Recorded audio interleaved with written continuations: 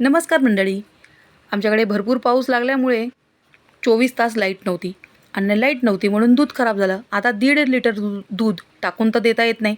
मग मी काय केलं, त्यातलं पाणी काढून टाकलं आणि ते छानपैकी धुवून घेतलं स्वच्छ पाण्याने. एक सुती रुमाल घेऊन त्याच्यामध्ये हे सगळं मी पनीर टाकलं आणि जितकं जमेल तितकं मी पाणी त्यातलं काढून घेतलं.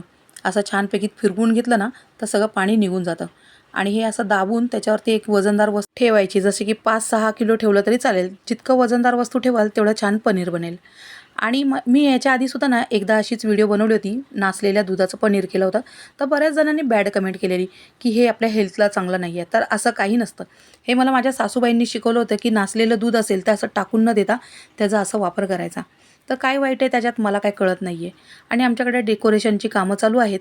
रात्रीचे 2 वाजलेले आहेत आणि मुलं इतक्या उशिराने जेवायला बसलेत आणि मजा करत आपले जेवत आहेत. सगळी साफसफाईसुद्धा चालू आहे आणि मी जेवणात केलेला आहे मसाले भात.